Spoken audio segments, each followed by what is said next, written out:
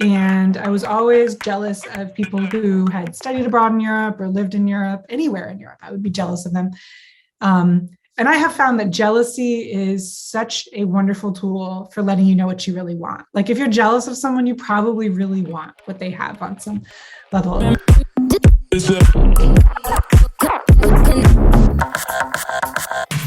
So what I was doing was before in sort of preparation for this conversation, I was like, okay, so this is going to be a spontaneous conversation, but I wanted to have certain elements or certain themes that we could touch on. And this is based on sort of as an observer, what I have been seeing of your journey. And that's why I wanted to have you on the podcast.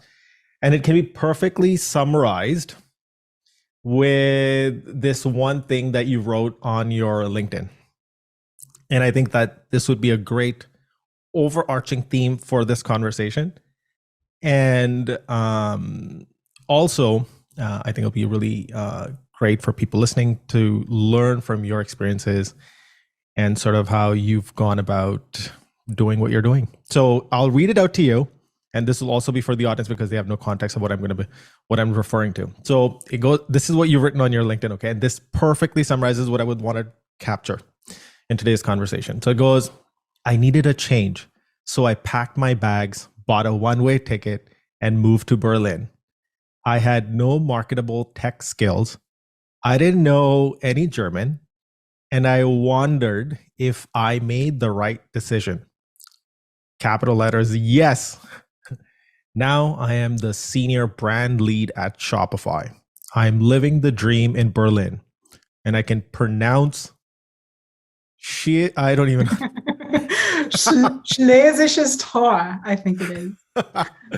Okay, we're gonna go deeper into that. And then along the way, I've learned a ton about multimedia, content strategy, remote work, leadership, and creativity. And then I think that basically is the essence of what I want to talk to you about. So you know where I want to begin? I want to actually begin with how we know each other. Yeah. And I think this is when, for me, I had just moved to Canada at that point. That's how I remember it from a time perspective. So do you want to take a first stab and then I can comment on top? Yeah, that would be kind of cool to tell our versions of that story. So we connected on Medium, which I think is still relevant. I mean, I still read it from time to time, but it was 2016 when we connected on Medium, and it was before the elections. At that time, Medium was still fairly new, and we were both just kind of writing, and we started interacting with each other on Medium. And I think we both respected each other's work and connected and just followed each other a little bit from there. And I think that is a good place to start, because I actually think writing on Medium was absolutely the first step. Without me knowing it, it was actually a very critical first step to getting the ball rolling, to then going to launching an international career in brand strategy. Yeah, because I remember at the time I had just moved to Canada from India, and I was sort of starting over, and I was trying to figure shit out. And here, behold, I think I don't know how the conversation began, but at some point I was like, you were like writing stuff, and I was like, hey, you know, I'm doing this art project, and feel free to use any of the artworks for the articles that you're writing. Yeah. And I thought that, I remember that now. And I thought that was so generous of you. Like, you know, that's not an offer you get very often. If anything, it's the opposite. Like, hey, you use my photo, credit. I mean, and that's a fair ask. But to have someone say, hey, I've developed this really cool artwork, you want to use it? It was a really cool invitation to collaborate that made you stand out, because it was an act of generosity rather than asking. And that's such a powerful tool in professional development that people, it's non-intuitive and people overlook it too often. Yeah, I could plug a Gary V quote here, like give, or something of that nature. Are we really outing ourselves as late millennials though by quoting Gary Vee? I'm bashful about it now. Or if we're like Casey Neistat, people are immediately like, "Oh God, you're." Oh my God. I think I probably watched every single Casey video he's ever uploaded twice. Really, I don't think I've watched any of it. I kind of missed that, which is ironic because now I'm deep into YouTube. But yeah, I missed the Casey Nice era. Yeah. I think it was, I would say I have 10,000 hours of experience with Casey. Yeah. I had just moved to Canada. And at that time I was living in Brampton, which is like a small suburb outside of Toronto. And I had no money. I was living with my parents, my mom actually. And that was my escape because I had no money. I was like, I can't go anywhere, can't do anything. I survived on like $5,000 for the year. So anyways, Wow. so that was a fun time. That's how I remember Casey. So tell us a little bit about, at this point in time when you were writing these articles, where were you sort of mentally, professionally? What was going on in your life at that point, right before you decided to take that leap across the ocean? Yeah. So I was not in a very good place, actually. And I think there's maybe a parallel here between you know, maybe at that point you didn't expect to be living with your mom. I don't want to knock living with mom, but, I felt kind of lost professionally. I was in a role that just wasn't really a fit, not the fit that I thought it would be for me. I had started writing as a creative outlet. And then I decided to move into a co-living space, essentially. So WeWork experimented with co-living spaces back in 2016.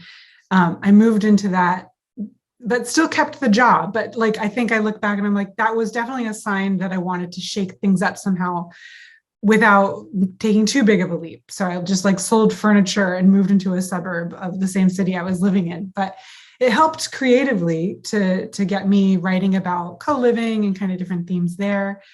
And I kept up with the habit of writing, not really knowing where it would take me, not really having any ambitions for it to take me anywhere, honestly. Like I didn't know what the way forward was from being a bit understimulated in this role that I was in. I just knew like, okay, this isn't the right fit.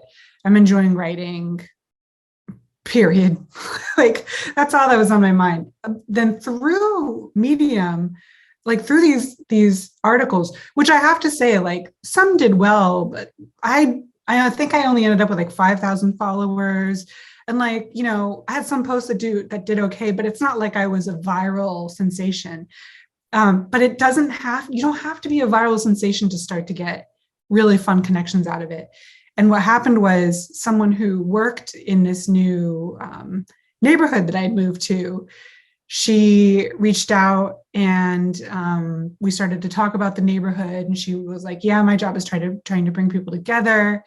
And I used to do small scale events to do that. And I said, oh, I've done that before. And she said, would you do that here? And I was kind of exhausted at the moment. And I said, well, I don't know, would you pay me? And she said, yeah. And I was like, oh. And that basically turned into like a freelance consulting business that I had for a short while that enabled me to quit my job. And then I decided, hey, now that I'm a freelancer, I'd love to travel a bit and then come back to all my clients in DC. So that led me to book what was then a 6-week trip around Europe just for fun. But then it turned into a move that I didn't see coming. So maybe I'll just kind of pause there, but that's how like the simple act of writing weekly turned into getting a client, turned into quitting my job, turned into having the freedom to travel. And then I'll leave a little ... for us to pick up on throughout the podcast. It's funny that, when we look at things in hindsight, we're like, it looks very sequential and sort of logical progression. Yeah.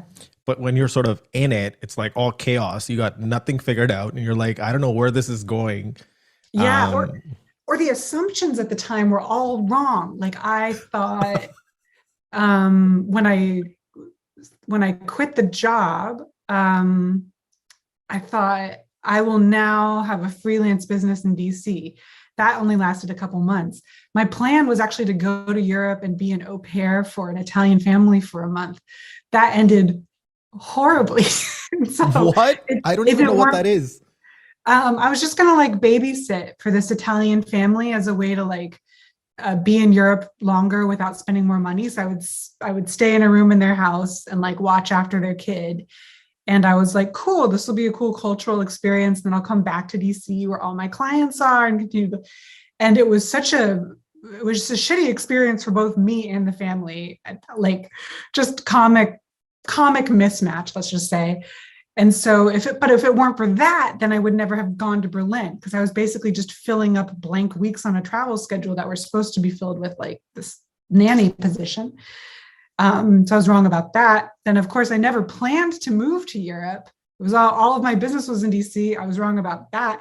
So I didn't have it figured out. Like now, you're right. Looking back on it, it's like, well, that just worked together beautifully. But every step of the way, I thought something different would happen than it would actually happen.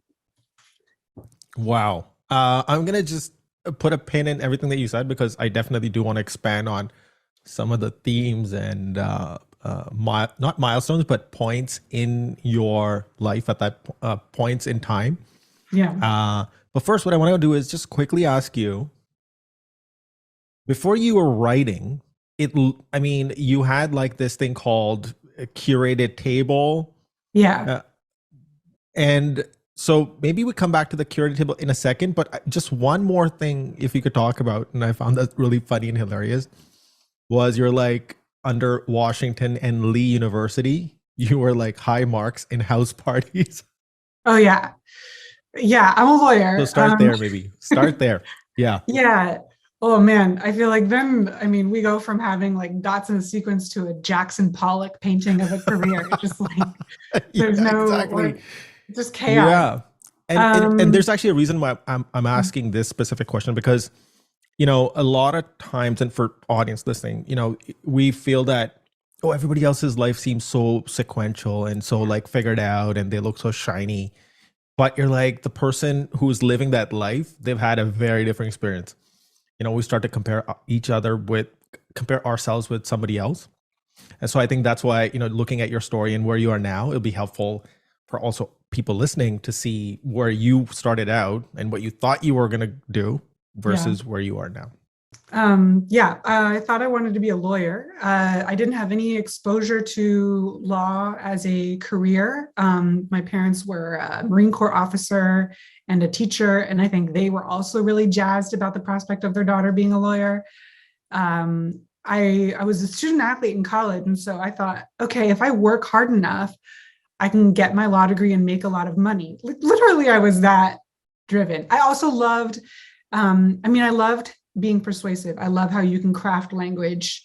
And this kind of connects to medium, right? But I love how you can craft language to persuade people to do something. So I was like, okay, I like being persuasive. I like writing. I want to make a lot of money. I want to live in Washington, D.C., because that's where my family's living. Let me go to law school. And so I took a year between college and law school, studied for the LSATs, like babysat, did some odd jobs. And then that year I found out that my work ethic only got me so far. Like I actually I did okay on the LSATs, not nearly as well as I wanted to do or thought I was capable of doing. That was humbling because I went to a good university and, had kind of been like, oh, I'm good at things until that point. But luckily I got off the wait list into Washington and Lee. Went to law school, and I'm capable of this. Am I passionate about it? No. Am I great at it? No. I'm like, okay. But I did just love law school. I loved my classmates. We were in a small town. There was no bar. So everyone ran on we all did house parties. I learned to host just like epic parties. People really liked my parties. I hosted what's ironic, I hosted an Oktoberfest like legendary Oktoberfest for years in a row before I ever had any inkling that someday I would live in Germany. So yeah, and in the end, like after I got a summer, oh, wow, I don't even remember what you call this anymore. I worked at a law firm. There's like a word for this, but I worked at a law firm after my second year, and got impatient and started, read the 4-Hour Work Week and started a little side hustle, and really that, and I felt so alive. And I was like, I think this is more of a direction I want to go in than law. But then I got back to law school, and my very well-meaning friends were like, well, what are you going to do? Are you going to like graduate law school and try to make money with an online business, Jessica? This was 2010. Like, that's silly. And so I was like, you're right, that's silly. And instead I don't regret graduating from law school. And then I did a clerkship in Delaware. I passed the bar there. But actually, just one more anecdote that I really am thankful for. So when I was clerking in Delaware, I was like giving law that one last shot. I was like, okay, maybe it's just, I don't know, maybe all the house parties were distracting. Like, let me do this. The judge that I was working for really had a good sense of who I was, maybe better than I did. It was around that time that I started Curated Table, which was, I basically asked strangers off the internet if they wanted to meet for dinner, and I would be there, and we would just like meet each other for fun. And this turned out to be like kind of a fun concept, and people were into it. So I would do this, and my judge saw me doing that. At a certain point in the clerkship, an interesting job came up in law, and I would have had to leave my clerkship early to take it, but I was offered it. So I talked to my judge, and I said, do I have your permission to leave early? And he said, no. I really need you for the year. You committed to the year. And all of this was fair. Like, he was within his rights to ask that. And I said, okay. I was disappointed, but I understood it. And then at the end of that clerkship, I ended up, there was some soul searching then, but I ended up getting instead an incredible, cool content strategy job outside of law in DC, which is what I really deep down wanted. And I wouldn't have gotten it if it weren't for my judge saying, no, he told me at the end, he was like, I knew law wasn't for you. I knew you were more excited about other things. And he was right. But I'm still paying off my law degree. Like, that part sucks. But what are you going to do? It's a painful reminder to be true to yourself and your passion. Are there any memories or situations or things that you experienced in your life which led you to law? Do you recall anything, or did you just sort of? I think I took a debate class in college with a really great teacher, and that's what got me really fired up. Like, I loved being assigned a side, regardless of my personal feelings on it, and having to dive into, okay, how would I convince someone that my side is right? I just really loved that class. And I thought, okay, maybe, and I also loved writing, and I loved money, and I put it together. Even though what's funny is I dated some lawyers, and they were like, don't do it. And I was like, you don't know me, and I should have listened to them. They weren't grade A boyfriend material, but they at least were right about good advice not to go to law school. Wow. That is one very, very interesting early career decision that you made. To get into law, on almost like in retrospect, it seems like obviously you were just pursuing your curiosity, but also seems like it was like almost on a whim. You're like, let me just go see what happens. Yeah. I think timing was important too, because I graduated law school in 2011. So smack dab in the middle of a recession. Say if I graduated 3-4 years earlier, it might have been really easy for me to just waltz out of law school into a 6-figure job at the age of 24, and just put on the golden handcuffs without thinking. But as it was, when it was time to graduate, it was just as hard to get an insurance law job in like bumfuck USA. I don't know if I can say that on your podcast. It was just as hard to get an insurance job in like a small market as it was to get a what to me sounded like a really cool marketing job in a bigger city. And I thought, if I'm going to work this hard to get a job, I might as well be honest with myself about what kind of job I want. I don't want to be an insurance lawyer, I'd rather be, so let me go after this marketing role. So now that when you sort of think back and, in hindsight is 2020, it is when you think about that time that you spent in law and you finished law and that clerkship that you did, are there any lessons or things that you took away from that experience? Oh yeah, definitely. I mean, law undoubtedly made me a sharper, more critical, analytical thinker. It made me a better writer for sure. So those are very tangible. I mean, now, luckily, because my house parties were so great, I have friends in high places, like, if I ever get into legal trouble in the US, which, I don't expect, but I'm covered. So that's fun to know. And it was just, I look back really fondly on that time in my life. Maybe because I was a student athlete in undergrad, I really didn't get like a fun undergrad party experience, but I got that in law school. And I'm very grateful that I was able to experience both kind of student lifestyles in one lifetime. So I still, I mean, the finances of it hurt, but it's really not worth regretting. And I made tons of really close friends in the process too. So I actually want to know a little bit more about these house parties and what got you to start this thing called Curated Table. Yeah, I don't know if they're related. Maybe in the sense that, I think a little bit in the sense that weirdly throwing these house parties gave me this informal introduction to event planning. And so I learned little tricks like, you have to hype things up ahead of time.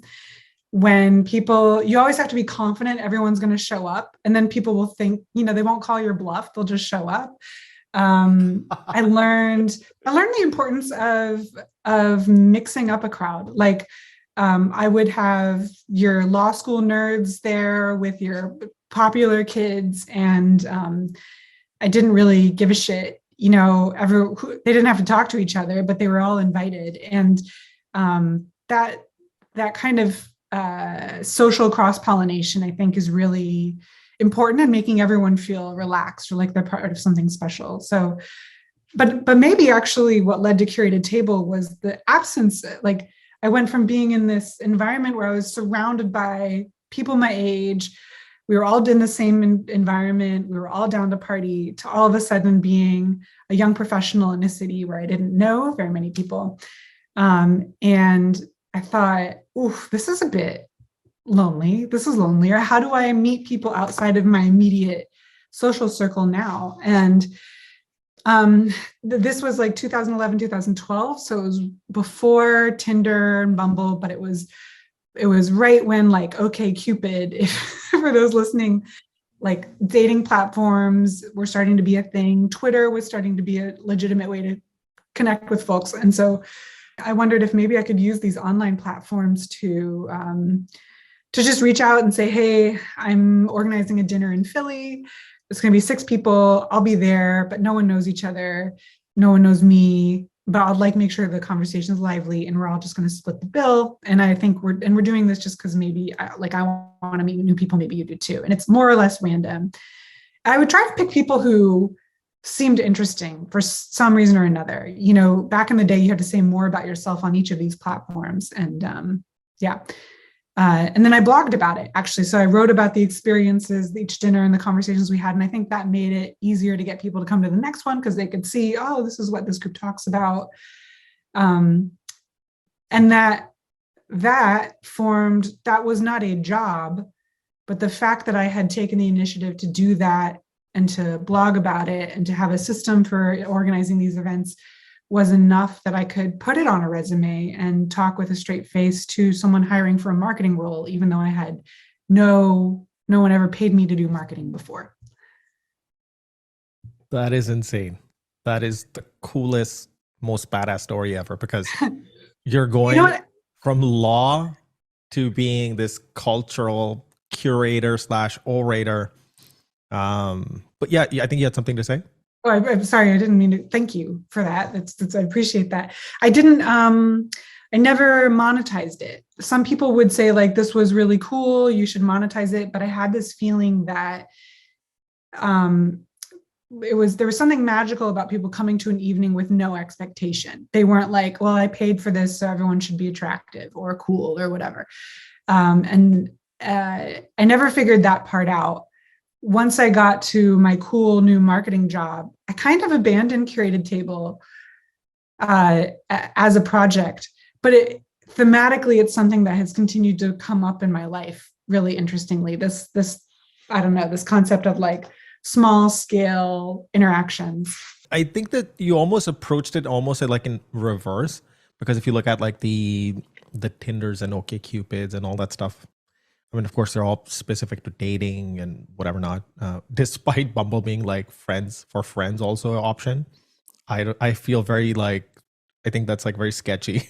I don't know why. Maybe it works for people, but the way you sort of approached it is you had in real life events, and then you wrote about them, and then more people saw that momentum, and then they didn't call your bluff, and they showed up. So I'm actually more curious about like, what was driving you to like host these events and write about them? Like, what led to that? I mean, aside from, well, so like wanting to expand my own social circle, it was just something that I don't know, something that I wanted to exist. And I also, I got kind of addicted to how interesting people are. Like every dinner I went to, I mean, I was choosing the people, so I was trying to choose interesting people, but still, like how fascinating it was that there's so many people doing so many different things. And I remember one of the guys at the dinners like researched how crabs sleep. Someone's doing that in this world. And like, why would a lawyer or a little fledgling lawyer at the time ever cross paths with this guy enough to learn about that? It would have to be happenstance. But I was kind of trying to make happenstance happen a bit more frequently in our lives.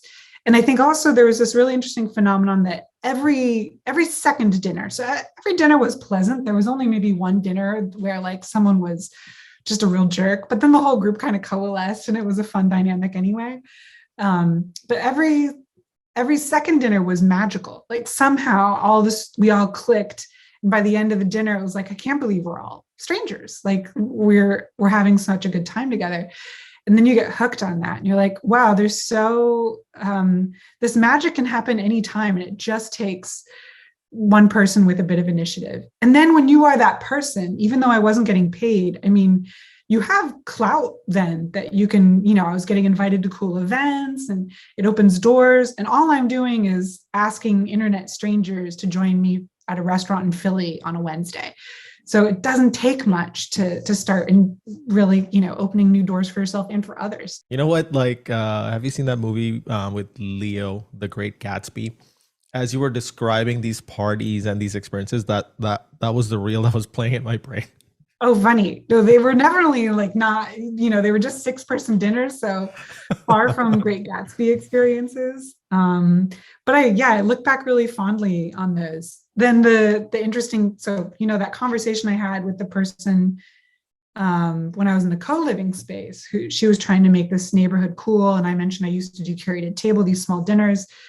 So she worked for a real estate development company. And that's when the dots connected and I realized, oh, I don't have to ask the participants for money. I can ask this huge, rich real estate development company for money. They'll bankroll this. Everyone will have a good time. And I know how to generate content that then this development company can use to talk about the neighborhood and who lives here and stuff like that. And so it was a really, I didn't think of that business model on my own.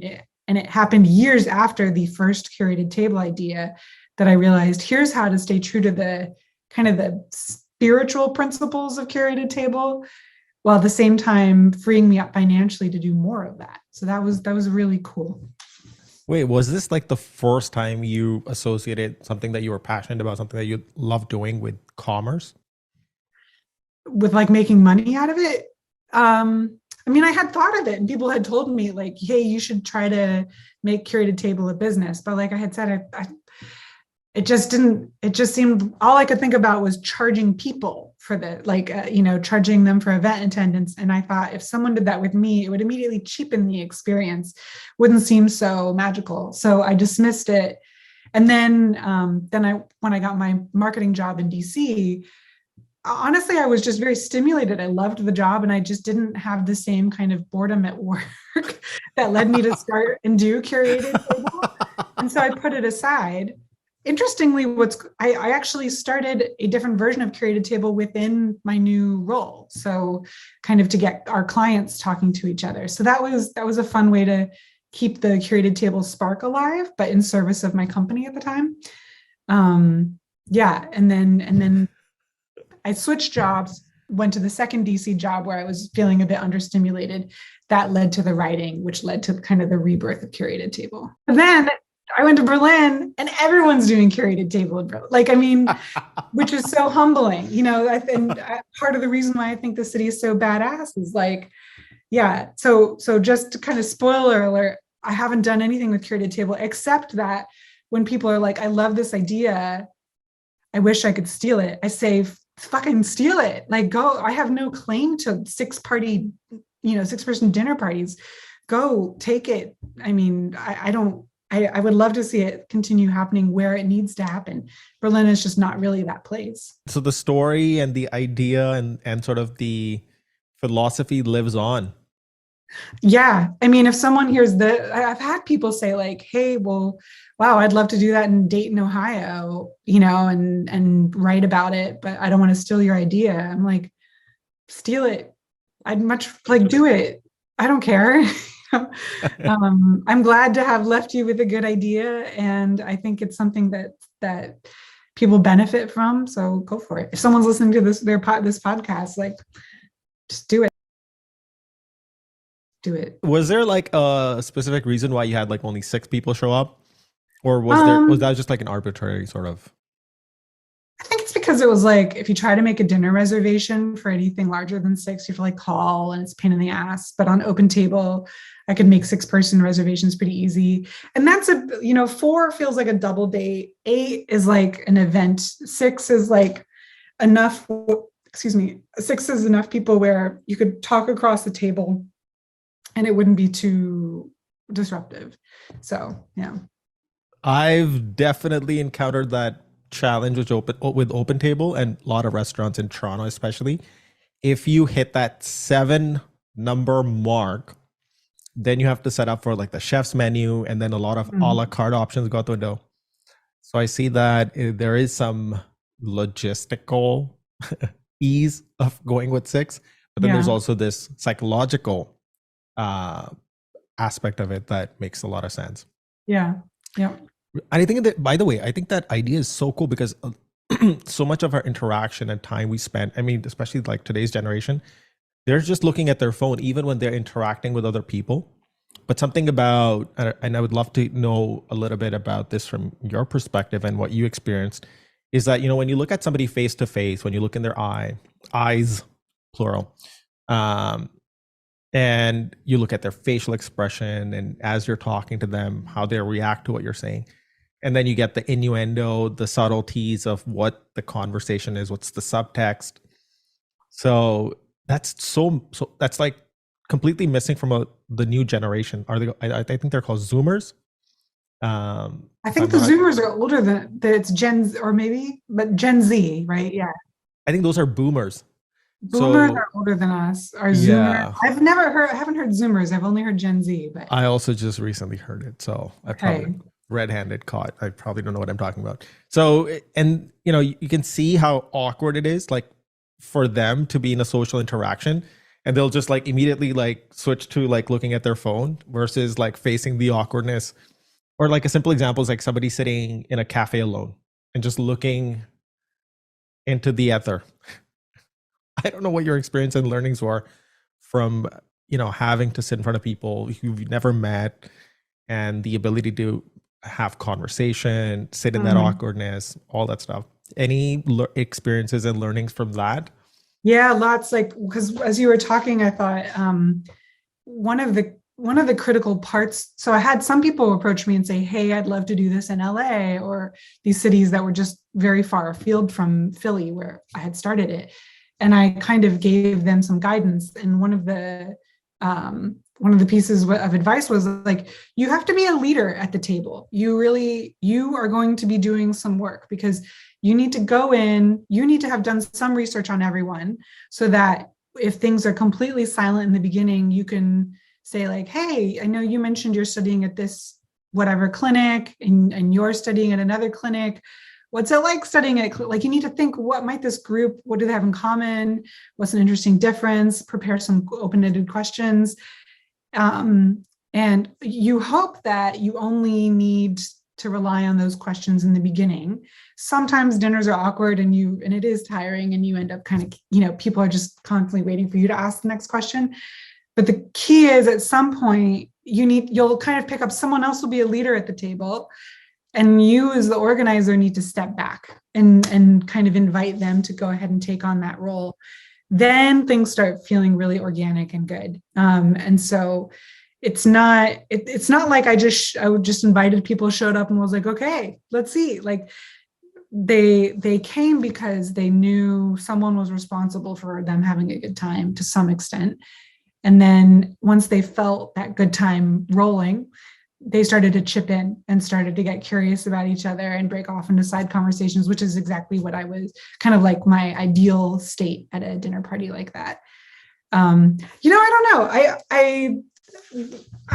Gen Z has a whole different way of interacting. And so, and they've been through some shit that I didn't go through when I was a teenager. So if this all I wouldn't be like, this generation needs dinner parties more than ever. Like, they're going to innovate on a digital level. They're going to do this maybe in, virtual realities in a really cool way that transcends, who knows what biases I brought to selecting people, for example. So one area, so I am expecting my first child. That's moving me into a whole different social scene. And I have kind of thought, how do I meet cool moms? I know this is a tough point. It's like another isolating life event. The first is, you graduate university, you're in a new city, how do you meet friends? Another is you have kids. Now your world has shrunk drastically to the four walls of your house. How do you keep your friendships going? How do you make new friends? So, maybe there's room for a little bit of a curated table action in the Berlin expat mom scene. I could experiment with that. For those listening from Berlin, if there are any, this is the person you need to reach out to. Yeah, it's open invitation for us to go, I don't know, breastfeed in a park together. Sign up form. Sign up form in the comments below. So, I you know what? I think that this whole like different chapters in your life, like there's so many already I could see that there's so many themes that carry forward. And it's like, or the idea here is that at the time or during the process or during when you're experiencing something, you're like, I don't know how this is going to relate to something I'm going to do in the future. And then that experience of talking to people, organizing these conversations, and now you're like, oh, wait, I can maybe apply that skill as a new mom. I think I've just shown some initiative, and not to any incredible extent, just a little bit of initiative. And I haven't been afraid of meeting strangers. And I've definitely had assumptions about where those actions might take me, but then I've been wrong, and I've been open to being wrong in the best sense of the word, wrong. I've been open to being wrong, and that's led to some really, really cool opportunities. But yeah, initiative and a little bit of just like blind courage has been a pretty good formula for me in life. So when you're coming out of these like dinner parties, do you come out of these house parties or the dinner parties that you were organizing for Curated Table? Did you feel energized or drained afterwards? Both. I think most, like the good ones, you feel really energized, but it is a lot of work. Um, so a little bit of both, I would say.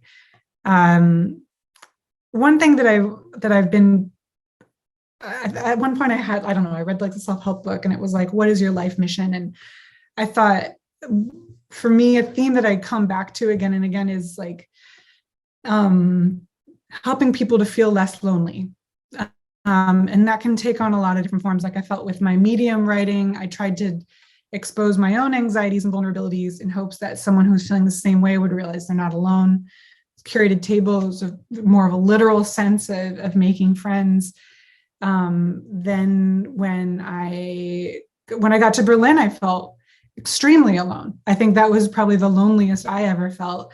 And it was a great reminder of like what that problem is, what that feeling is, and the different dimensions of it. And then when I joined Shopify, one of the more fun things that I did in my first few years was I was in a bunch of YouTube videos about drop shipping, which was not part of my career plan at all. But it was coaching people through a very tough, like entrepreneurship is lonely, starting a business is lonely, and it was trying to kind of be there for them now virtually and cheerlead them on. And I think that kind of connected to that mission as well. And so sometimes when I'm feeling like, what's my next move? I try to think of that. I also think about the side hustles I've started that have not really gone anywhere. And when I ask myself, did that have anything to do with making people feel less lonely? Usually the answer is no. They were fun. It was a creative outlet, but it didn't have that connection to what I think is something that I'm very driven by. So before we dive into how you got your job at Shopify,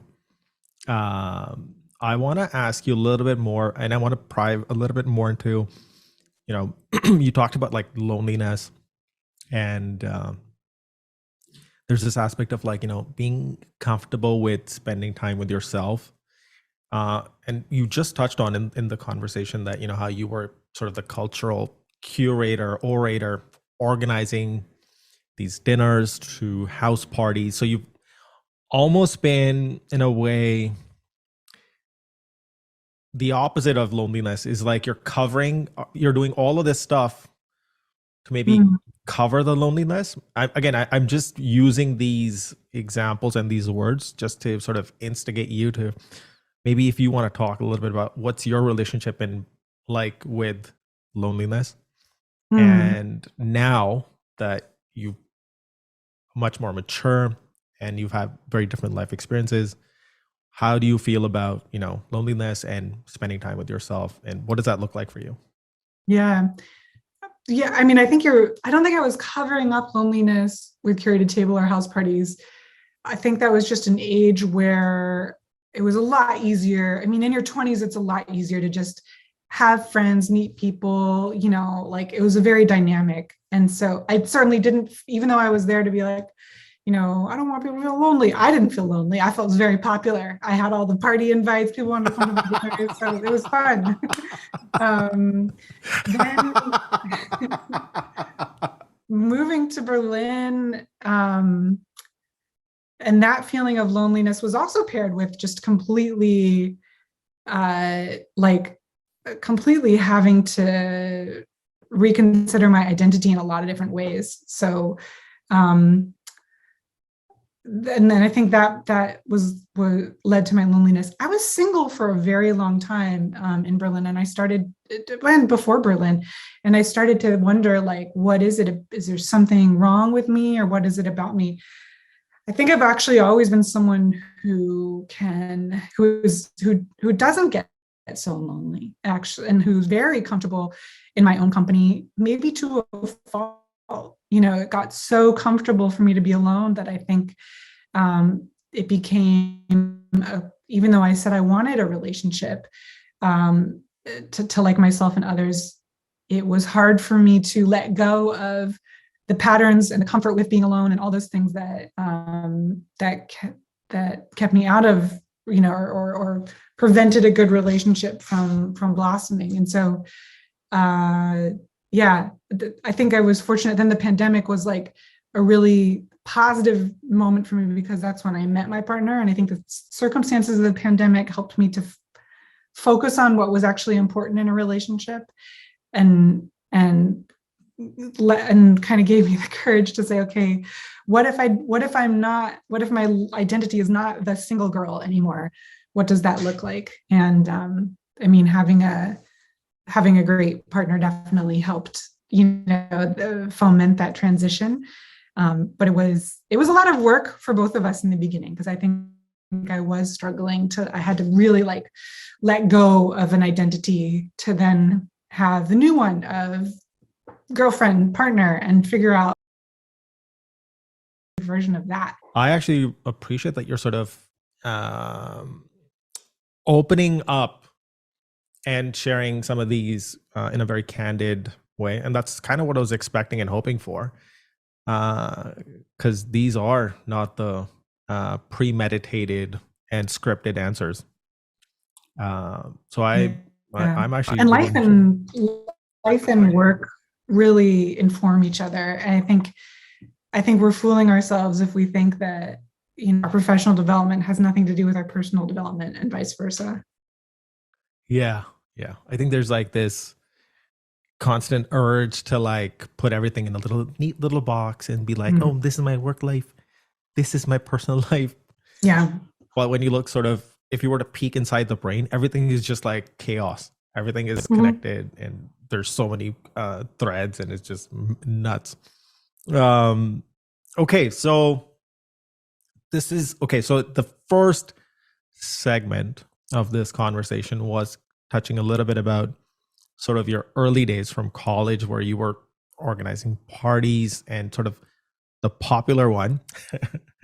and then from there to when you got into law and got clerkship, and from there you got into this you started curated table, where you would organize these dinners for 6 people. And we know it's a hack, especially you have to make reservations. Anytime you hit that 7 mark, it becomes a little bit complicated. So if you were to organize something via open table, stick with 6. And then from there, this is when you actually got your job with Shopify. No. Oh, okay. Because you were doing. I was at this Atlantic Media in DC for 2.5 or 3 years. Oh, that's not on your LinkedIn. It's hidden. No. Is it?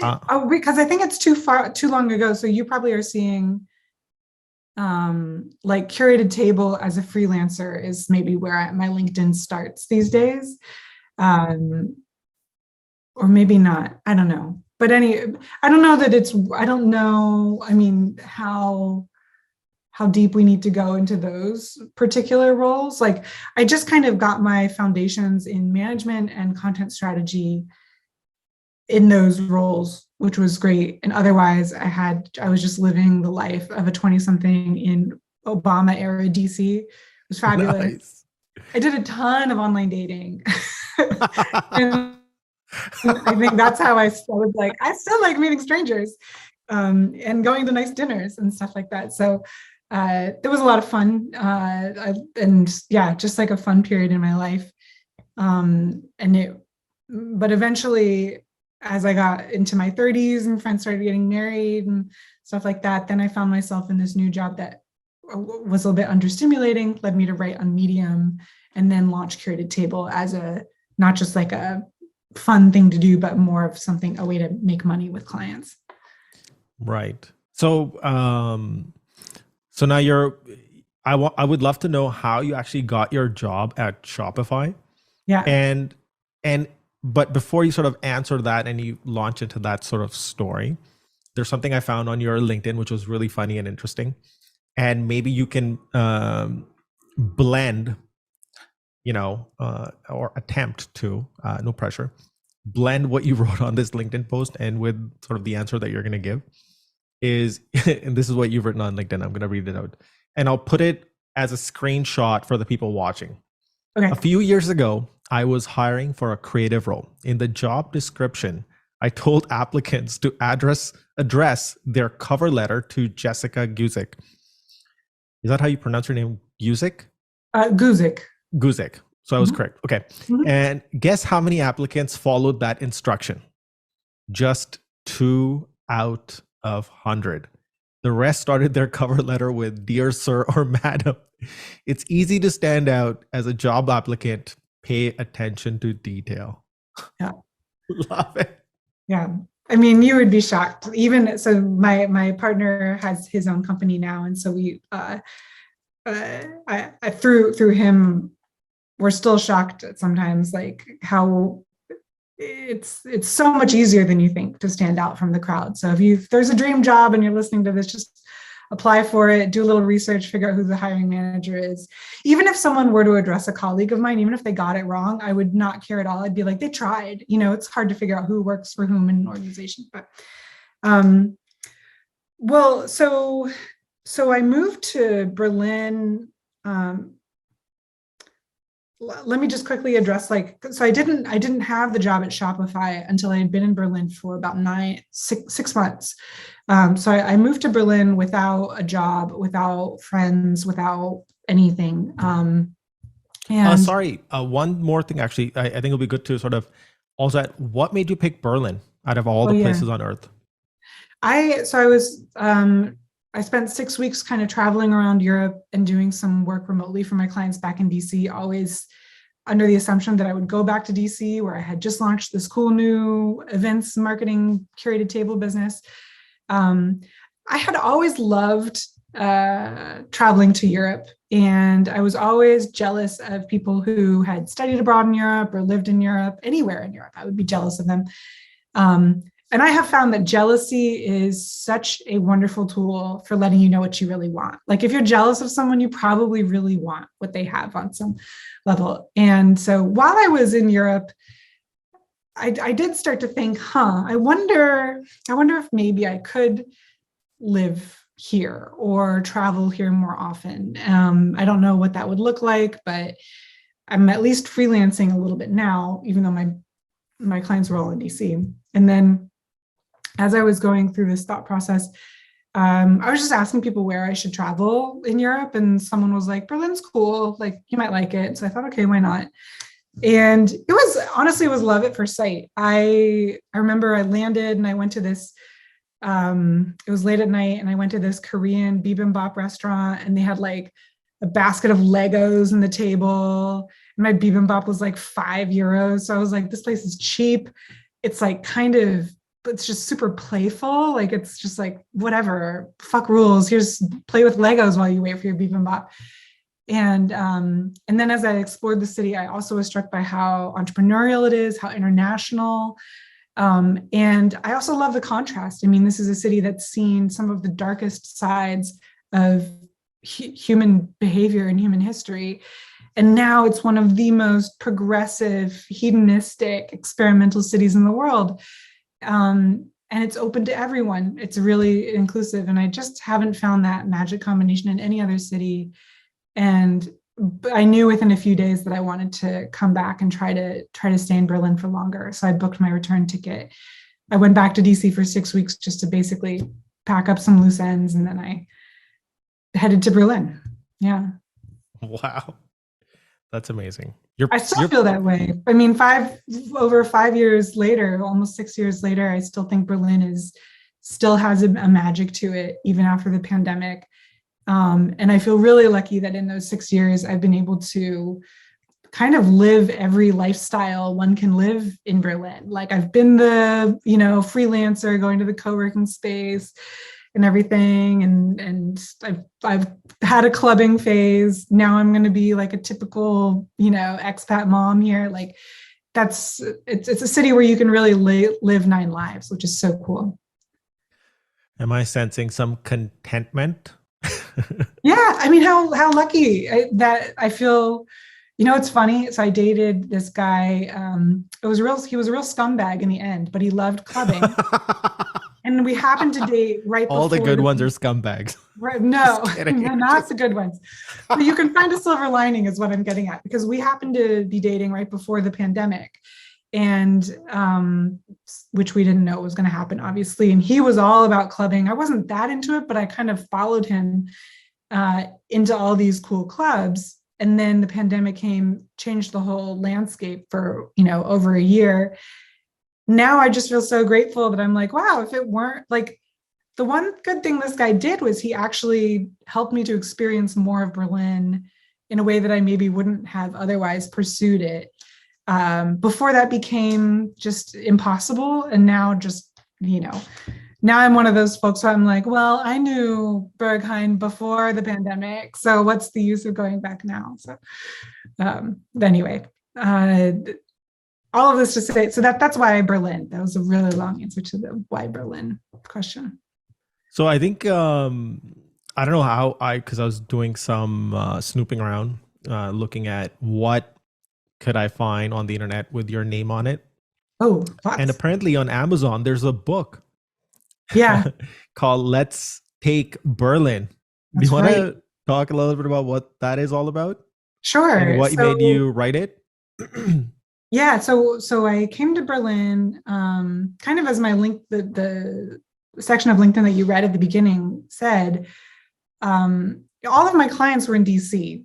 So I had to kind of give up Curated Table, even though it was off to a great start. I really decided this chance at living in Berlin and having an international presence is more exciting to me. And so I was doing odd freelancing content jobs for a couple of different clients, but I still had a lot of time on my hands. And I found the expat experience to be way different from the traveling experience, much more terrifying, much more intimate, much more lonely, much more, so many more growth lessons at the same time.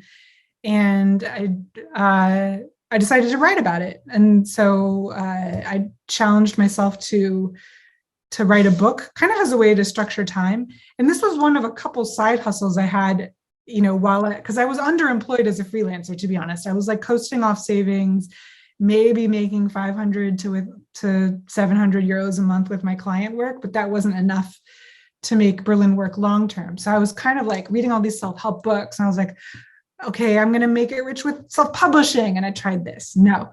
Okay, I'm going to make it rich with, I forget what my other ideas. Like I had a lot of ideas, but one of them was I'm going to sell print on demand products. And of course, when I went down that rabbit hole, I discovered Shopify. Now, I made no sales. I made like wine themed gifts and I tried to sell those and that didn't go anywhere. And my savings ran out. And then I was like, well, do I want to stay in Berlin and just suck it up and get a job, which I had told myself I'll never work for anyone again. I love freelancing. Or do I want to keep freelancing, but go back to DC?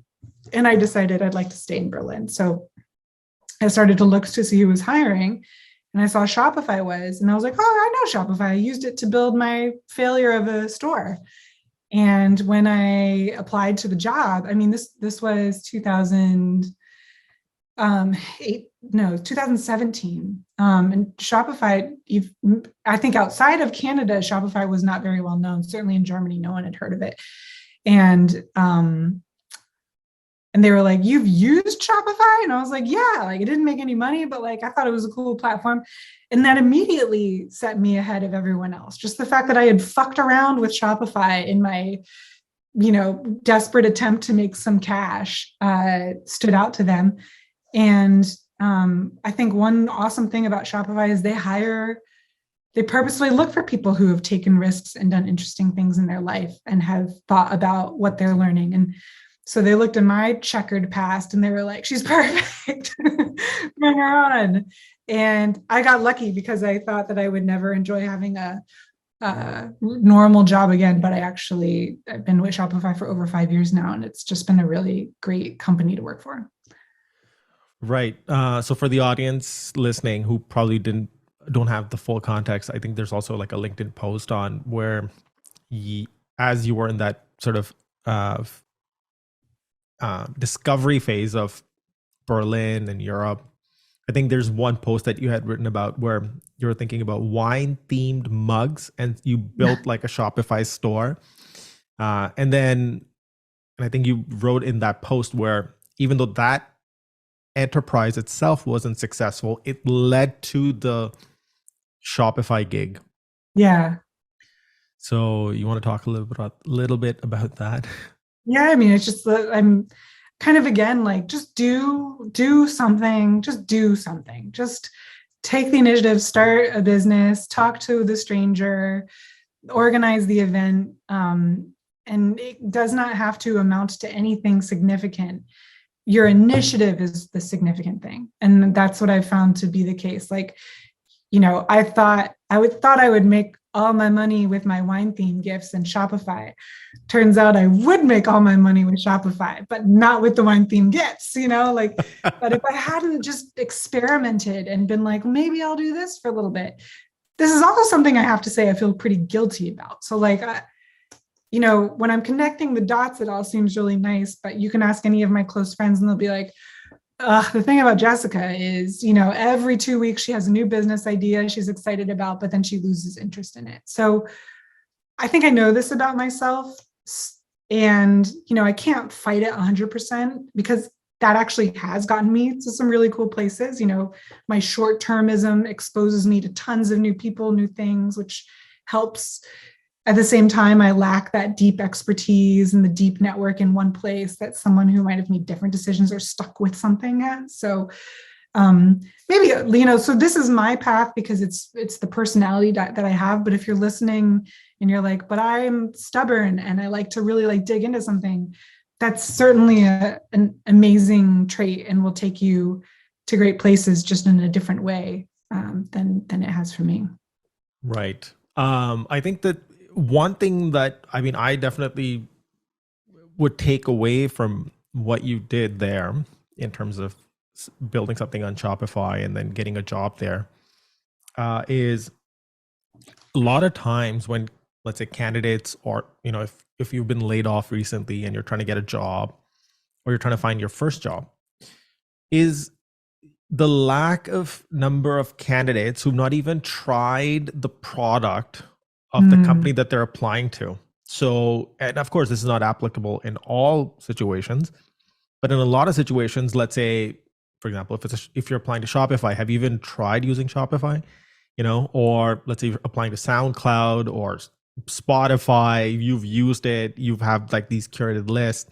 Yeah. And so you've immersed yourself in that prospective company's product or service. And you can speak to it as not only as a user or power user, but also from your experience.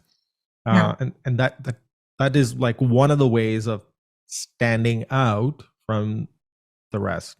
Definitely. Actually, it's a hard sell with Shopify because it's like, is it realistic for Shopify to expect every applicant to give a real thorough shot at starting a business before applying to Shopify?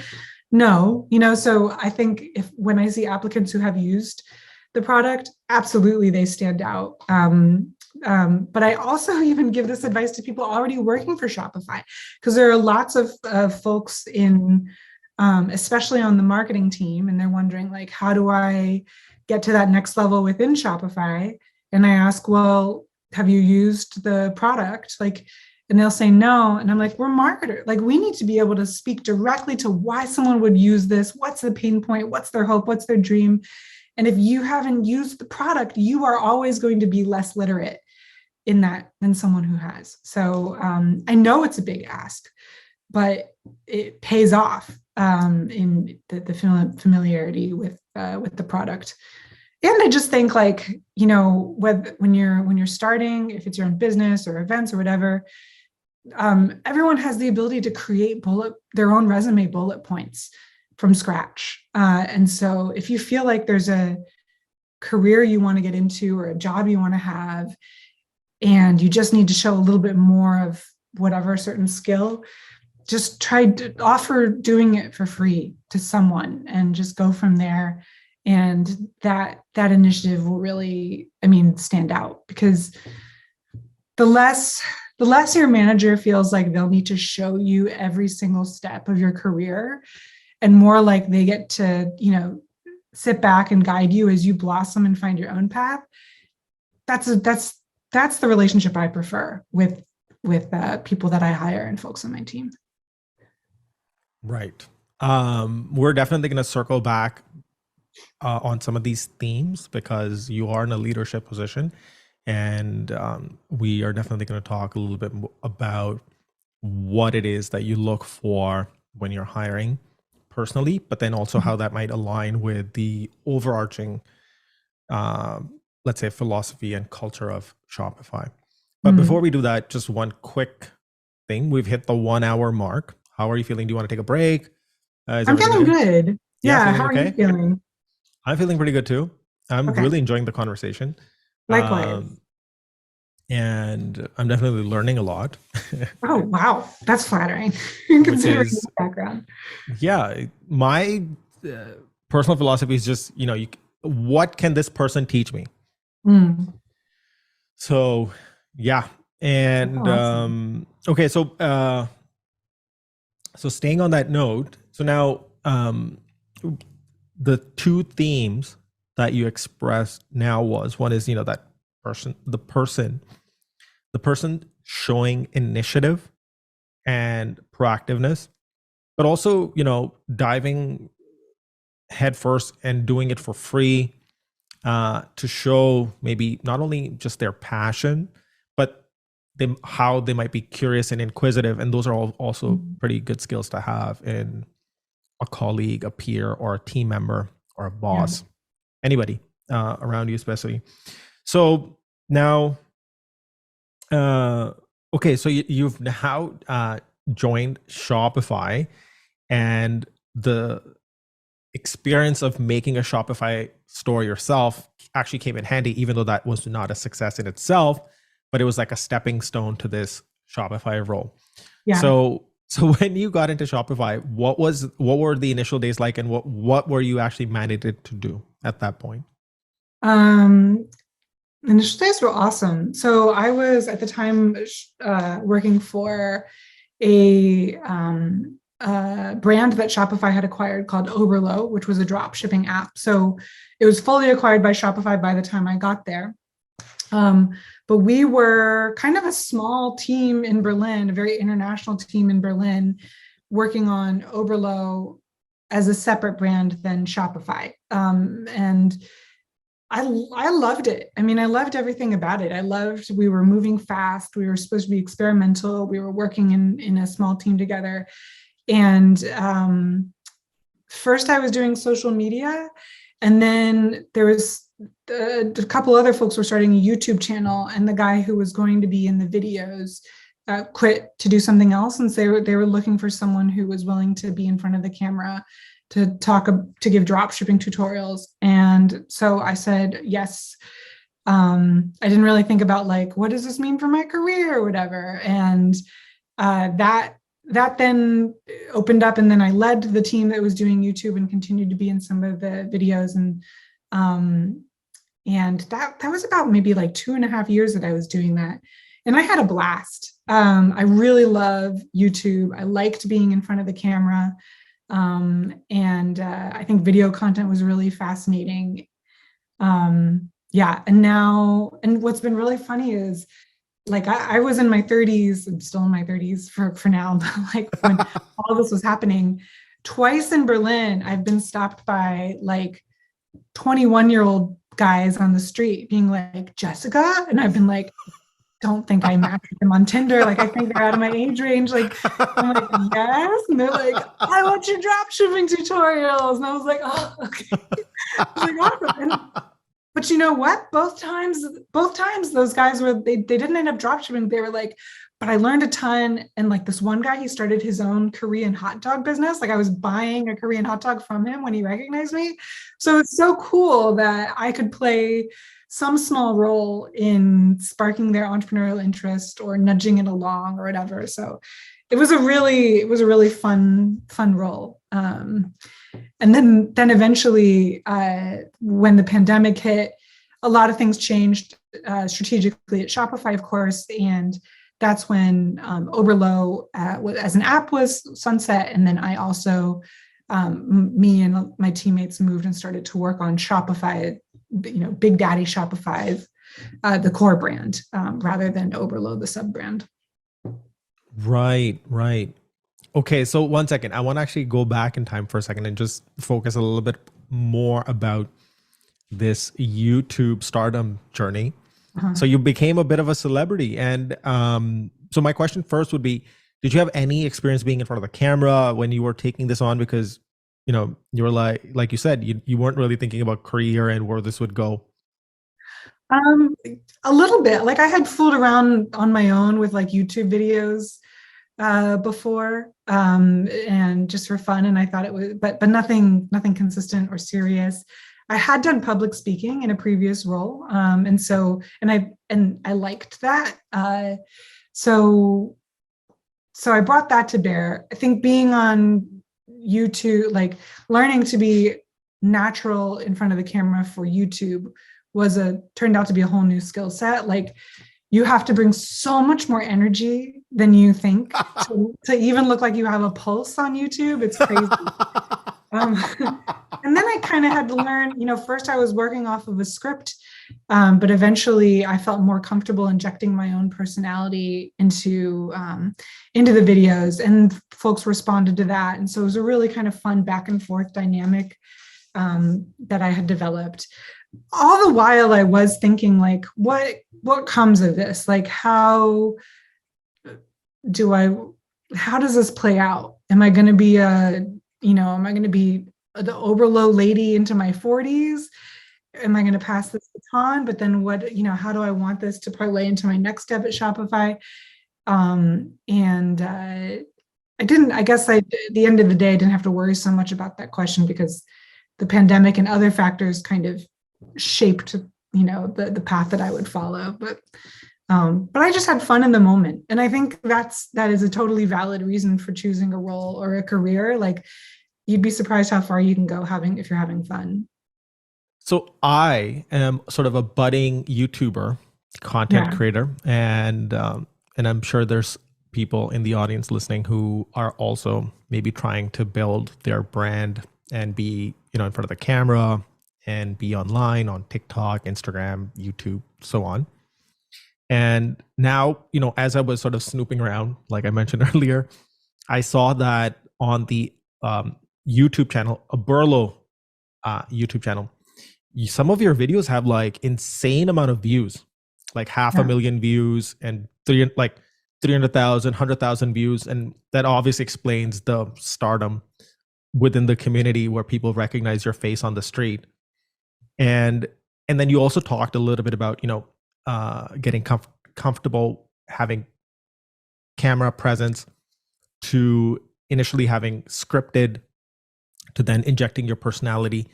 I would be really curious first to learn a little bit about, okay, from soup to nuts, what did the process for recording a video look like? Or maybe framed another way, what would you recommend based on your experiences of doing some of these really viral and really engaging content for the brand? Because typically brand content doesn't get a lot of views.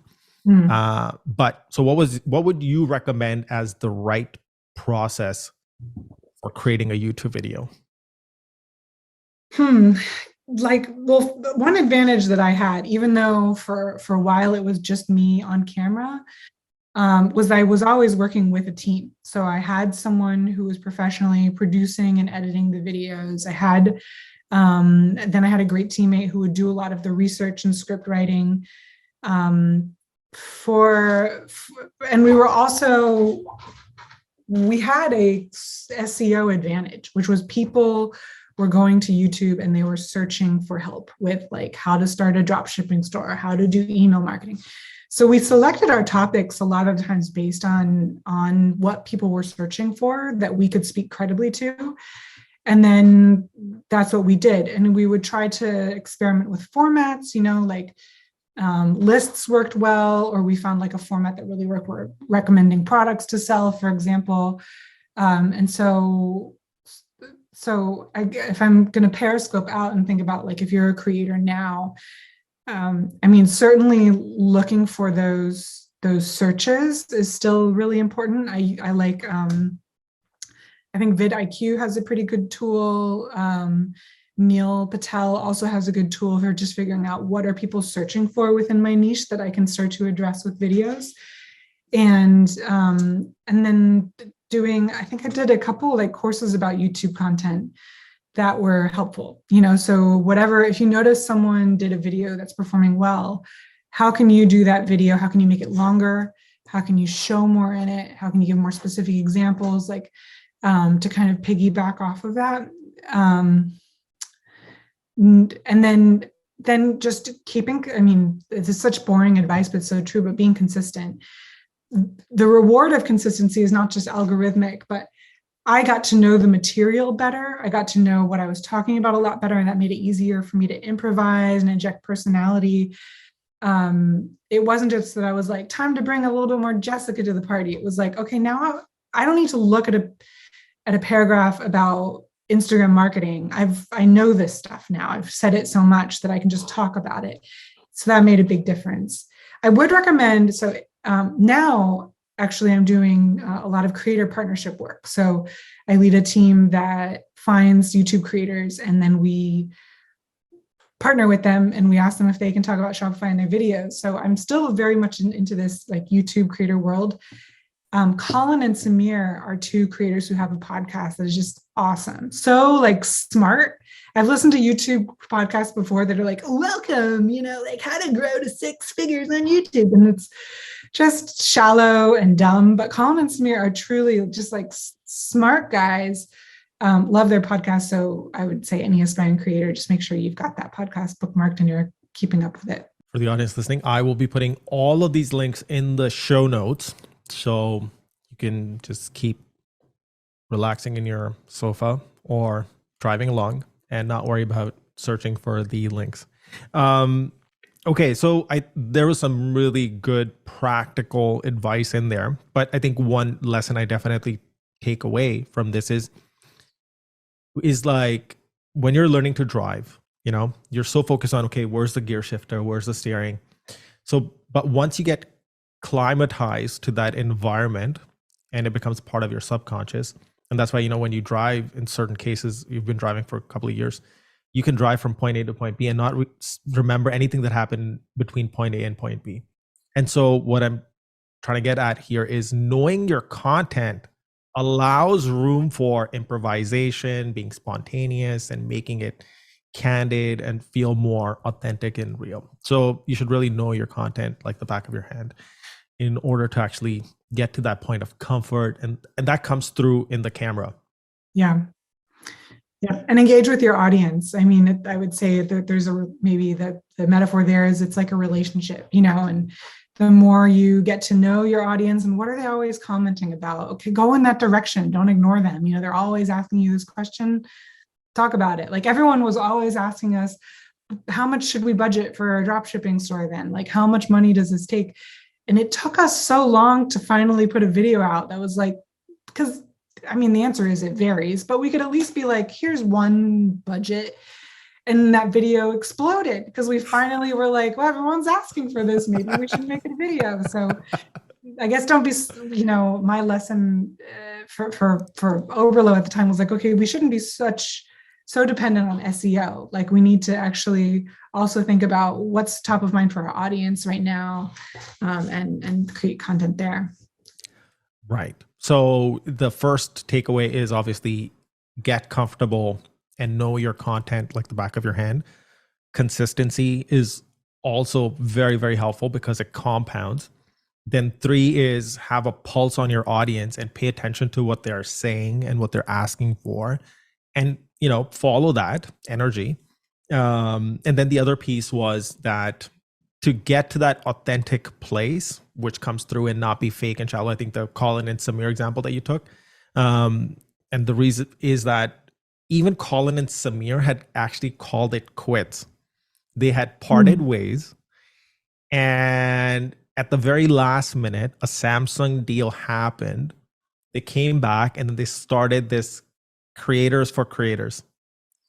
Wow, I didn't know that. I didn't know. I thought maybe you didn't know this, but yeah. So they actually had called it quits after being on YouTube for a couple of years. Oh. In fact, Colin had packed up his stuff and had left, But at the very last minute, a deal came through for Samsung where they were like, okay, we'll support you guys.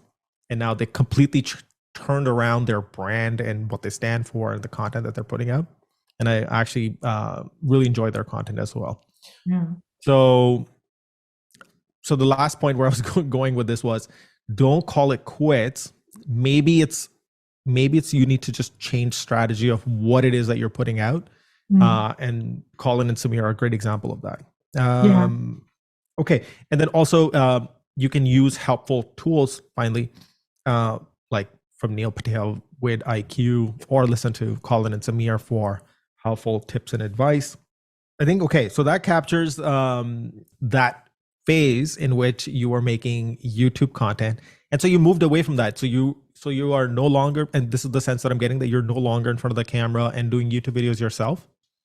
Correct. Yeah, it's been a while that it's been like that. It's been about 2 years where I've been, maybe a little bit more, that I haven't been in front of the camera, and instead have been working on ways to just kind of experiment and activate the core Shopify brand. In 2021, I was still kind of experimenting with video.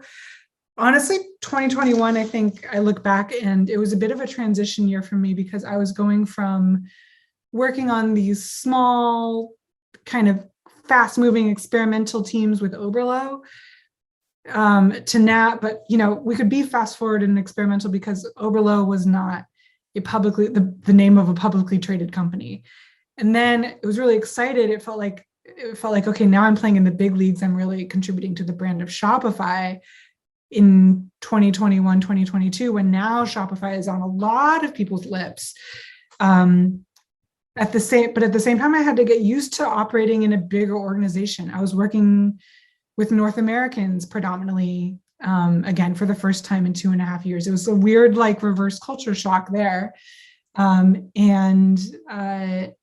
just, I fought it, actually. Like, I was very like, everything here is so slow, and why do I have to write a brief for this? But I got, luckily, Shopify supports us with amazing business coaches. I had an incredible business coach who really helped me through this process. And I realized, like, I love working for small kind of startup environments, but I don't want to pigeonhole myself in my career that I've only ever had experience in small environments, and I don't know how to operate within a larger organization. So I need to learn this skill set of, how do I champion ideas internally? How do I articulate experiments and justify their expense? Whereas in the past, I could just be like, let's do this. And the next day we would do it.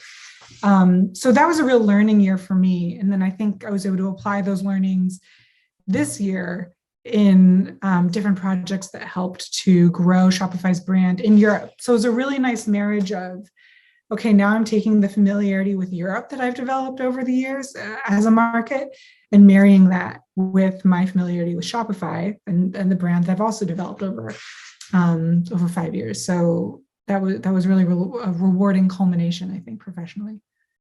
Right. So I know that you've sort of, let's say, sprinkled the different elements of what your current role is. But if you were to sort of speak to, you are a senior brand lead, EMEA. I'm guessing that stands for the continents. Yeah. Europe, Middle East, and Africa. But it's actually, we're not really doing any brand activations in the Middle East or Africa at the moment. So, right. But we still use the acronym. Right. So if you want to speak slightly, just overarchingly, what it is that you currently do at Shopify. Sure. So I am tasked with kind of leading up several different programs related to increasing the number of audiences that are familiar with Shopify in key European markets. And so the ways that we do that at Shopify are through social media, are through creator partnerships, and kind of different programs that might take the form of events or creative campaigns and the likes. And so I have built teams and led experiments to kind of figure out what works in moving the needle and getting more people to learn about Shopify in Europe. by the way, I have a whole bunch of friends who had purchased the Shopify stock right between during the pandemic. I think everything went crazy during the pandemic. I mean, everything just went upside down in terms of, in a good way, for companies. I know that Amazon went through the roof, Shopify went through the roof. I think they've also done the stock split at the peak. I forgot what it was at, but currently, let's say it's showing at 213, and now it's down to 49. Okay, I forgot if it was split by 4 or 2. I forgot. I Anyways, forget. so during the pandemic, you saw, so as we were talking before earlier, that, during the pandemic, people were looking for ways to do drop shipping and start some sort of a side hustle. And and that's where the content was really booming. And then, so now, and after that, then we got into a little bit about your current role and what you're currently doing, and you're also expecting. So I'm guessing you're going to be taking some mat leave soon.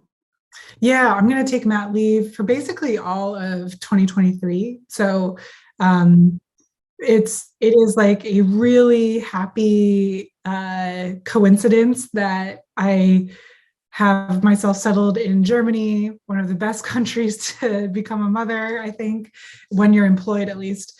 And then Shopify is also super supportive of new parents. And so I think for my partner and I, right now we're thinking probably this will be, he has 2 children from a previous marriage. And so I think 3 might be crazy enough for us. So I've just decided, like, I'm 38. I'd love to spend this time. I've built a career that I know if I take 9 months off, it's not going to like derail me. And, I've found new roles within Shopify before, so I can come back to Shopify and kind of see where I can be helpful and impactful.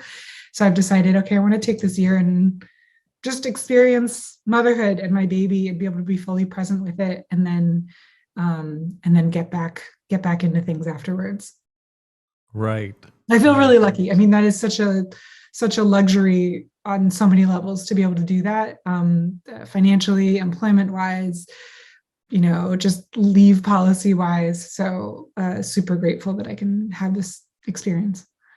Right. So, by the way, just out of curiosity, what is the overarching, without getting into like the weeds of it, the difference between what you might expect in the US or what you currently have in Germany? And then I think for a mom. Gosh, the US, I think if you were working for a company with a competitive leave policy in the US, I want to say maybe you get 3 months off of paid maternity leave. Culturally, certainly it's rare to take more than that in the US, I think. But I'm not so close with that. In Germany, culturally, it's very common to take a year off maternity leave. And then from a policy perspective, I can get 6 weeks. The 6 weeks before my due date is fully paid. It's called Mutterschutz, so mother protection period. And then I think the 8 weeks after my due date, or maybe 8 or 12 weeks after I give birth, is also paid. But then I can continue to take time off, and through Germany, I can claim something called like parent money, which, I mean, it's capped. It's certainly not like my full paycheck for as long as I want it, but it's still something to help support me during the months that I take off. My partner and I had thought of, like, we knew we were going to try this year. And so actually, before we even started trying, I was squirreling money away, thinking, okay, if I wanted to supplement, my own Elterngeld for a couple months, what would that look like? So, yeah, I'm glad that I thought ahead and did that. And then I'm also, glad that we were successful in our trying this year. And so far, it seems like that might be working out pretty nicely for us. Cool. Germany is definitely very beautiful. I've spent, actually, wait, I have visited Berlin, Leipzig, and couple of other cities a couple of times. I've been back in Germany a couple of times, and have a few uncles there who own a bunch of restaurants and stuff. And so, Cool. and I remember getting off the Hauptbahnhof station once, and I was like, "Where's this place?" No, sorry, I was standing outside Hauptbahnhof, and I was like, I had so lost, and I'm like, there's a passerby, and I'm like, "Excuse me, sir, where could I find Hauptbahnhof?" He's like, "It is not Hauptbahnhof, it is Hauptbahnhof." I'm like, "Okay, sorry." Oh, wow. Well, you got the true German experience if you were corrected. So, My uncle actually owns a restaurant near that station. It's called Neumann's. okay. And so I stayed with him on this one particular trip. Anyways, I learned that Germans love eating a lot of mayonnaise, Really? because at his restaurant he would have, like mashed potatoes, meats, like almost like a buffet. And the bowl for mayonnaise was as large as the chicken bowl, and people would be like taking big scoops. I was like, okay, I guess that's what. Disgusting. Yeah. Anyways, that was just an interesting cultural learning of Germans' dietary preferences. I haven't picked up on that, to be honest with you. Like, it doesn't, like, I can imagine that happening, but I have not, there's never been a situation that I've encountered in Germany where I've been like, those mayonnaise lovers, because I hate mayonnaise. So I feel like I would have noticed that if I noticed, like, oh, there's mayonnaise on everything here, but I haven't. Huh. Yeah. Maybe also because, you're originally American, and also because I was living literally at the restaurant. Yeah, you have a more close-up view of the dietary preferences there. That's true. Yeah, that was just maybe the only odd thing that I noticed, that people were just like gulping away at mayonnaise, and I was like, "What the hell's going on here?" Huh. But anyways, so okay, so the team that I've been working with, by the way, I've been with the same company for the last 5.5 years now, and all my colleagues left me when they went on mat leave, and they never decided to come back. So I was always in like a bit of a matriarchy, where my boss was a woman, my two colleagues, project managers, were women, and then the designer that I had on, the immediate designer, also one of the designers I had on my team, she was also. So I was just surrounded by women all the time, and they were just always like, just like they had like what do you call it? They would, in a polite way, guiding me through. Anyways, so I guess we would talk a lot about, and the reason I brought that up is because we would talk a lot about like mat leave and what that looked like. And Canada has a great mat leave policy as well. I mean, I think it's really nice, because if I was working remotely for an American company with a German mat leave policy, I feel like people would be like, huh, well, yeah, hope you get a job when you get back, because they just wouldn't understand it. But I'm lucky in that Canada also has a great maternity leave policy. So it's not so unusual, even to my North American colleagues at Shopify, that I would take the amount of time off that I am taking. No, absolutely. I think Canada is amazing. It is a bit socialist on those fronts, which is in a good way. And the reason there's such a huge contrast, and why I'm sometimes inquisitive about some of these, I'm using a loose umbrella bucket term here, social services, because I come from India, and you have nothing there. Mm-hmm. No healthcare. You don't get mat leave unless you're like in some rare company. Was that me or was that you? I think it's you. I think there's sirens in the back, but I think they're gone now. Okay, so yeah, so in those in rare instances where you might be working for some international company, they might offer something, but it's interesting to see a huge difference between what you have, let's say, in India, which is still considered a third world emerging BRICS country, to North America, and then what's happening in Germany. Yeah. I know we sort of went off topic there. It's just following my curiosity there. Okay, so now that since you've had a pulse on what let's say overarchingly Shopify, because Oberlo customers are also Shopify customers, if I'm using that as a catch-all term. So since you've had first-hand experience and followed the conversation of customers and what they were asking for, how does that help you now being in this leadership position? And what would be your takeaways and learnings from that? I don't know that the proximity to Shopify customers has informed my leadership style necessarily. That's not, I think that a lot of my growth in leadership in the past couple of years actually has been, I have to credit the coaches again, like they've been huge.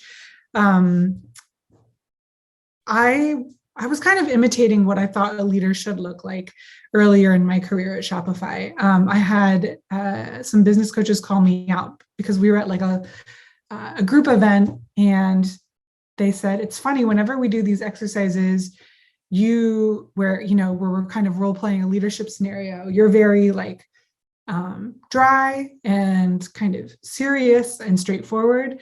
And they said, but whenever we break for lunch, you're the opposite with all of your colleagues here. You're very like, social and playful and stuff like that. And they said, your team is going to realize that too. It's going to feel a little bit like you're a different person to them than you are naturally. How can you be more yourself? And so I think a lot of my leadership lessons in the past couple of years has been, how do I grew up in a military family. So I always like leadership was a topic, but leadership was also very like, ooh, raw, militaristic. Yes, sir. That kind of model. How do I take the leadership principles that I think are so good in that environment, but bring my self-deprecating kind of like whatever, not very militaristic personality, and integrate the two. And I think the pandemic helped in one sense because you can't put a mask on anymore when your colleagues can see everything behind you. And so you just have to be more real.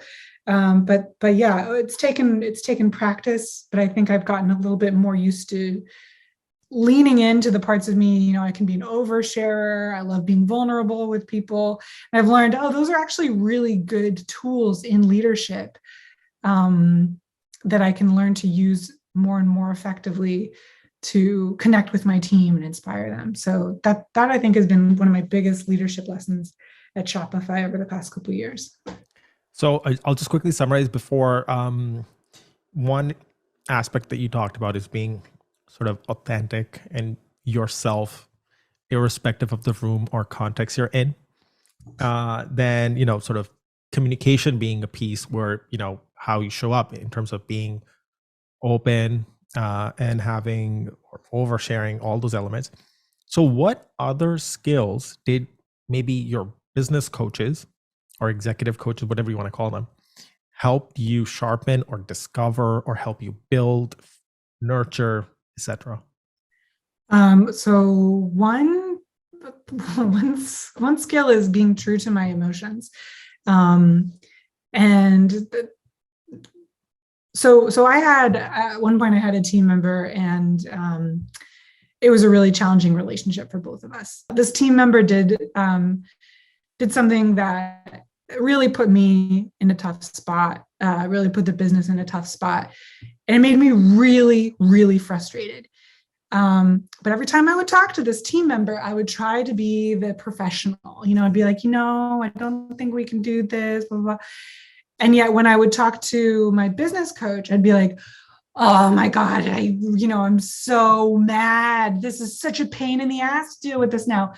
And my coach said, you got to let him, like, he doesn't see any of this. My coach said, your teammate's not seeing any of this, the frustration it's causing, the anger that it's causing. These are genuine emotions that are really impacting you. And yet you're covering them up for your teammates' benefit or what you think a leader should do. And so, and I mean, I had studied the facts, like I felt pretty justified in my anger at this particular situation.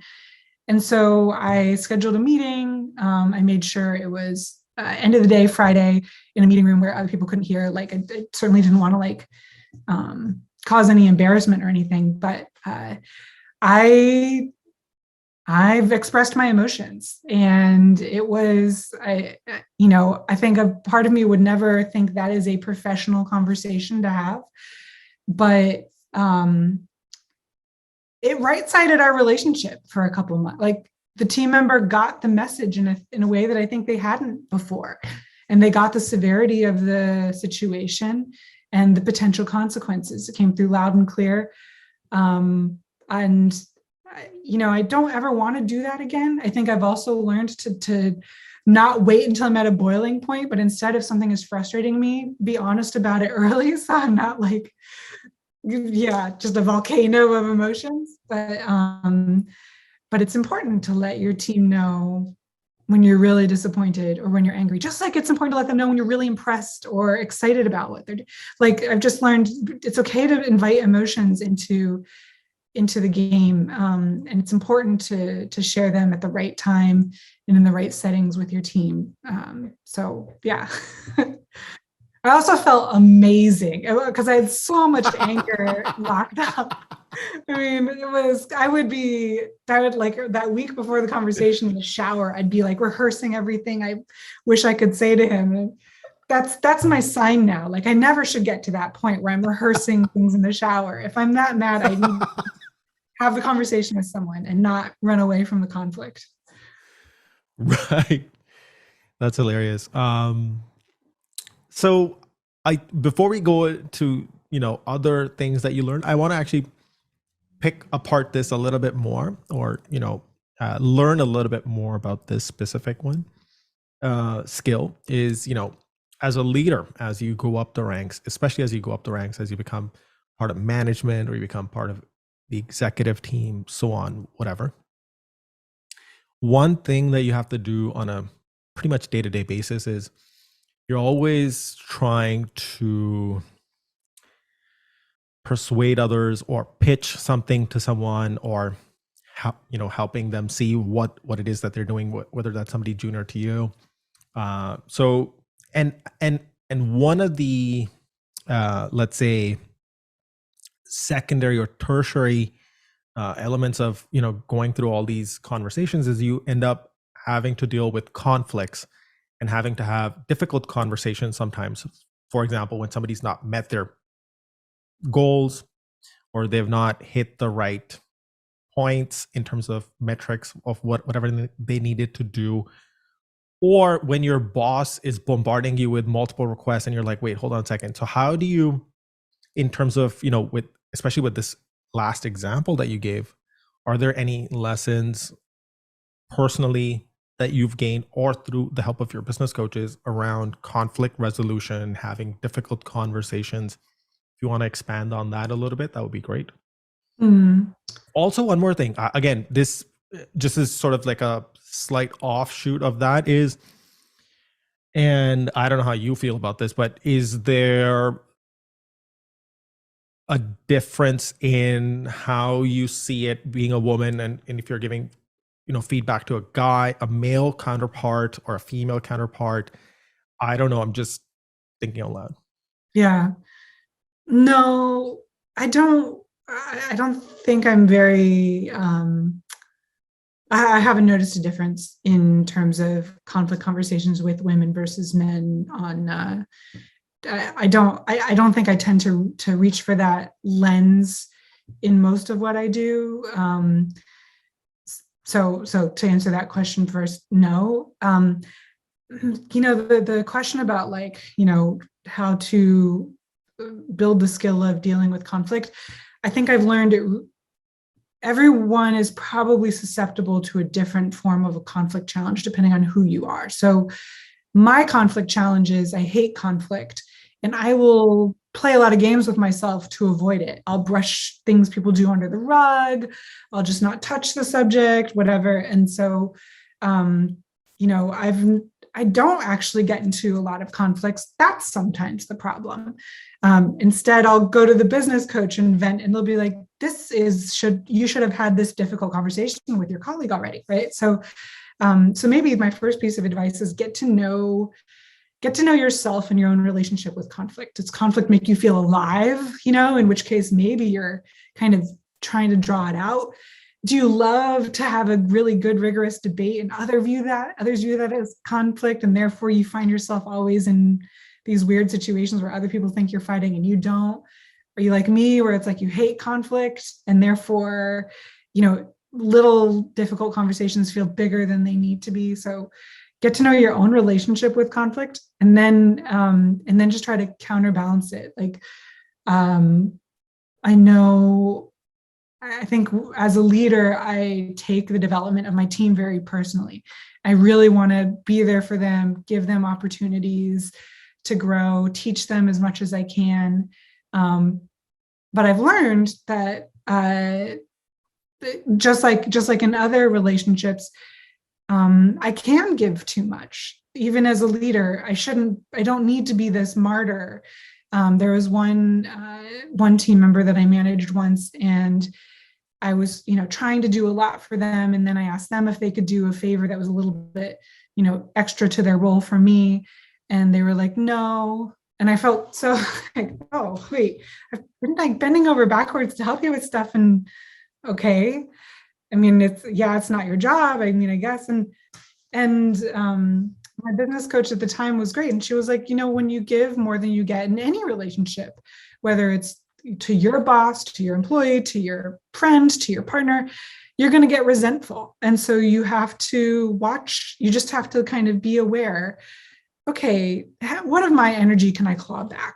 Or, how do I express this to them? And so I think that was a recent lesson that stuck out to me as well. Like, awesome. I think it's great that I want to be a generous, helpful boss, but also let me make sure I'm building a team of people who give that right back. And if not, then let me make sure I'm allocating that energy to a team member who is, and I'm not overstretching myself for someone who isn't going to respect or reciprocate when I need that. As you were sort of describing how you sort of handle conflict and how you feel about conflicts in terms of you like to basically avoid them. Something that you said very early in the conversation actually is at a bit odds with what you're saying now. And the reason I'm going to bring that up is just so that you can sort of maybe wrestle with it a little bit. It'll be fun to see how, or, I want to actually gut check my own assumptions here. Actually, that's the thing, because it was something that I heard. And this is to do with when you were in early days of law. And you described that, you were able to dispassionately almost look at a subject and do the straw man and steel man argument. And one thing that's the underlying or inherent to difficult conversations is being able to be dispassionately look at a situation in a pragmatic way and able to help the other person understand what it is that you were expecting and what you were not expecting, blah, blah, blah. Right? Yeah. So one thing that you described early in the conversation was that you really enjoy doing that. And now in a difficult conflict situation, that same skill set. So those 2 points are sort of at odds with each other. Obviously the context is slightly different, but it's almost the same skill set. Yeah. I think the main difference I see, when you're in a litigation setting, you're not talking about yourself or any of your personal interests or anything you want. Like, your client, whatever, got in a car accident and they want to sue someone for negligence, and you want to convince a group of strangers that such and such facts fit into such and such case law. And it's not if you lose it, sucks for client, but it's not personal. Whereas I think the conflict that I struggle with is personal, things that I've done or that I was hoping others would do for me, or emotions that I feel are justified, or emotions I don't think. And so I think that's where the dispassionate goes away, and I can't help but be more interested, more invested in the outcome of the argument or the conflict. Right, right. So yeah, so I guess and this is something that this is true to just humanity, that when we're in the situation, it's so hard to read your own label. Yeah. In fact, there's two books that are on my reading table right now, on my bedside table, whatever you want to call that. One is this book I'm reading called Crucial Conversations by Carrie Patterson. Yeah. And it's a really fantastic book that sort of captures some of these, conflicts and difficult conversations. And then the other one is How to Talk So Little Kids Will Listen. And I'll put the links to both these books in the show notes. But one is catered to toddlers and kids, and the other one is targeted for like corporate professional settings. And both of them teach the same thing. So anyways, I just thought that was because I was reading those books. And so as you were, describing your experience, I was like, wait, those seem like at odds with each other, but maybe it's because the context is different. And in one, you're able to dispassionately look at and objectively look at a situation. Yeah. And you're reading somebody else's label. Whereas, and there's nothing personally at stake unless, you're like, I have to win this case, blah, blah, blah. Whereas in the other case, it is about you and all that stuff. So interesting to sort of learn a little bit about how, what are the emotions that you go through when a conflict arises. Okay. So, and I know that we've sort of now hit almost a 2-hour mark. I was just going to make one, because I think the books you're reading are interesting because my partner's reading Crucial Conversations. He's, running his own company, deals with that a lot. I think I should be reading the book about how to talk so kids will listen because, my world has always been, the conflicts that I have faced have been professional or interpersonal in nature. Now I'm part of a blended family. All of a sudden I had to get a lot. I mean, when kids are part of the family, conflict is an everyday thing. Like there's no way around it. And that has really kicked up my conflict tolerance for the better. But I think still, learning to talk with kids, there's so much I'm learning about the limits of my own patience and how I can be more empathetic and stuff. And having him and his kids in my life has undoubtedly made me better at work. And hopefully I get better at step parenting them. But that's just, I think, another great example of how we shouldn't try to separate life, the lessons we learn in life and work. They're so supportive of one another in ways that might surprise us at first, but really come naturally in the end. So true. I totally agree with you that, we're living in the present moment, and whether that time is being spent for work or personal life, for the brain, it's all just experiences. Yeah. And of course we can tell ourselves whatever story we want. But one thing that's very apparent when I've read, and by the way, I'm reading these books for the second time. Mm-hmm. I just like to stick to a few books and just sort of have post-it notes, refer to them constantly. And I'm really fascinated by psychology, human behavior. And one thing that I do recognize is that the more tech we have, the more metrics we have, the more dashboards, there's more, like it's almost like lopsided. You need to have more emphasis on face-to-face interactions. You're dealing with people. Mm-hmm. How do you deal with conflict? How do you inspire them to do something? Or how do you get them to do something outside of their role? All that stuff, right? It's all people with people. Mm-hmm. And the people who get people really win, especially when it comes to business or job, whatever. Anyways, just 2 cents, but I highly recommend those two books, Crucial Conversations and How to Talk So Kids Will Listen. Brilliant books, both of them. Very simple with a lot of great examples. And I think in your situation, like you said, you're sort of inheriting. How old are your husband's kids? They are 8 and 11. Okay, cool. So So I think you're gonna really enjoy reading I would recommend reading both of them actually, Yeah. because you're gonna see a lot of like overarching themes. Anyways, highly recommend it. Okay, so do you have any other final thoughts on the subject? Anything else that you wanted to share? No, I mean, this was a super fun conversation.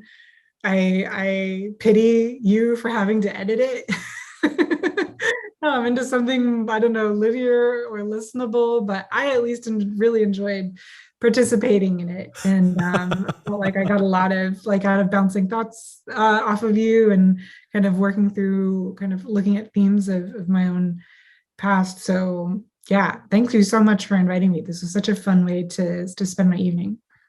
Same. I really enjoyed this conversation. I learned a lot. And I think from my experience, I think you're proof that you don't need to figure everything out. You can go on an adventurous, follow your curiosity, and then you will land at a place, where you can be happy, successful, and living the life that you sort of want, and you sort of embody that. And I think the experiences that you had are almost so disjointed from each other that I'm like, what? Yeah. I think that's why it was interesting to have this conversation with you. Mm.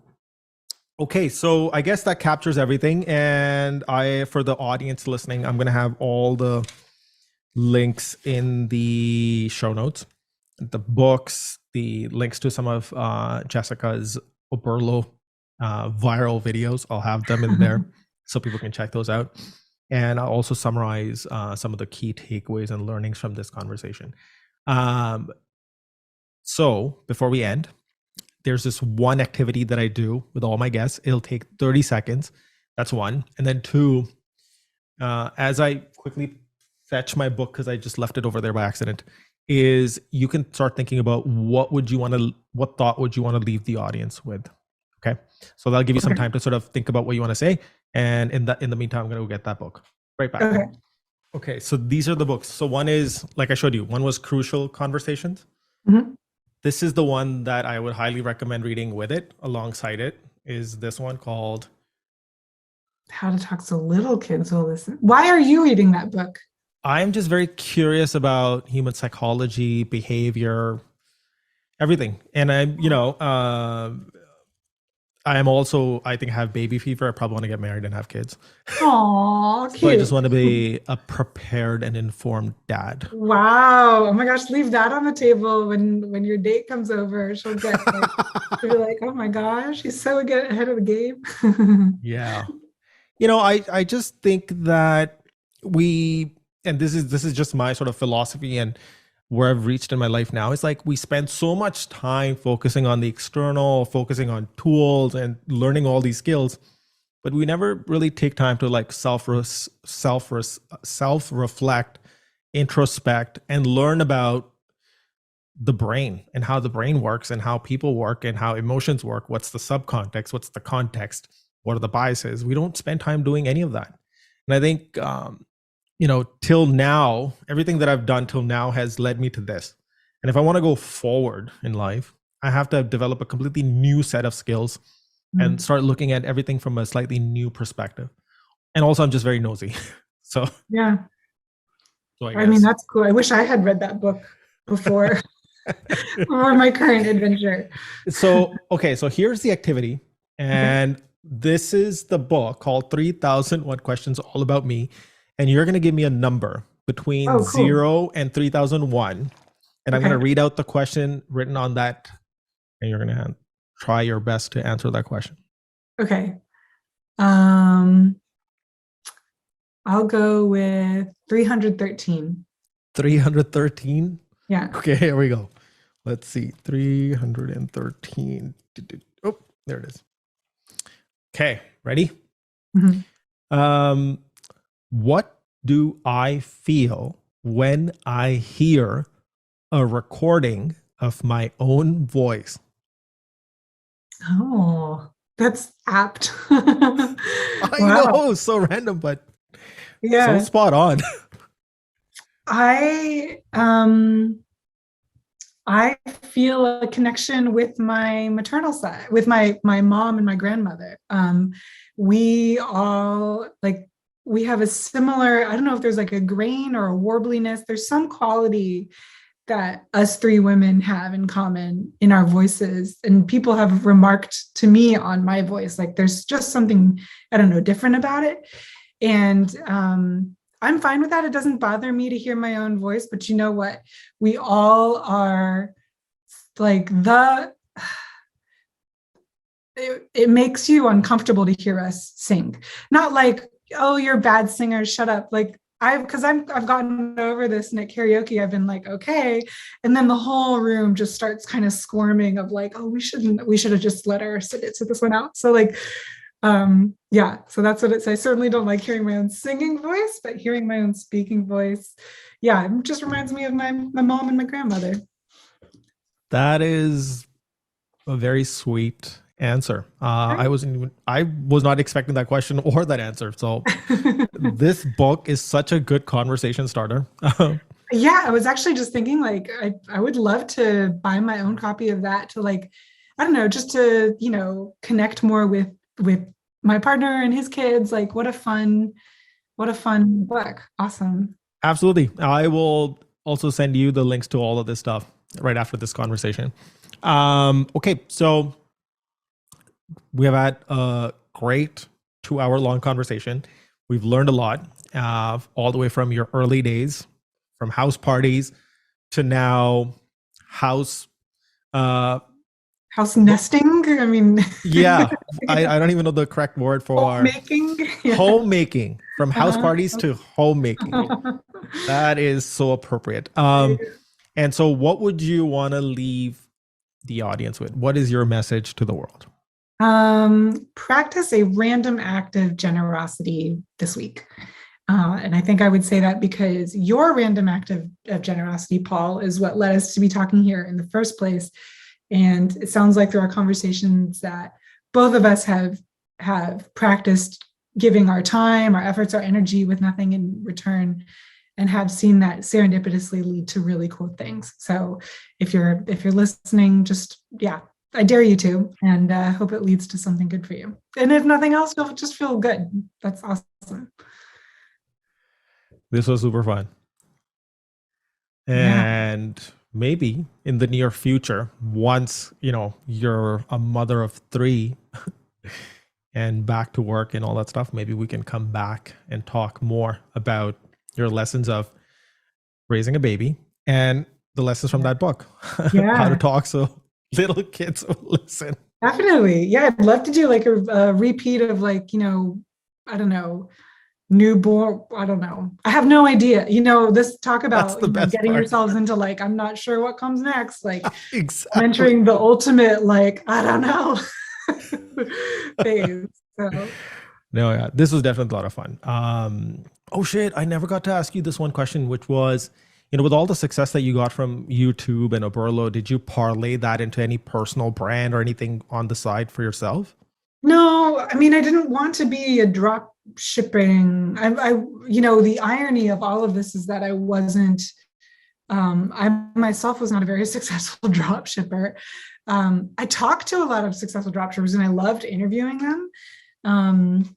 And I would have liked to, like, maybe there was potential to do more videos for Shopify, like interviewing entrepreneurs or whatever, but it just didn't shake out that way. And so, no, like, I didn't want to continue with drop. That was my value to the audience, was that I was a drop shipper. If I were to be like, now I'm going to, I don't know, talk about wine, which I love wine, but they'd be like, oh, we really don't give a shit. We were here to learn how to make money from you, not how to like enjoy a Pinot Noir. Right. Yeah. Yeah. That is definitely one downside of, once you pick a niche, then it's very hard to step out of that and talk about something else and people get like really offended. Yeah. Yeah. Anyways. Confuses the algorithm too. So. Yeah. Yeah. All right. Well, have fun with your friends. I feel like they're coming over in a minute now. And we'll be in touch with this episode.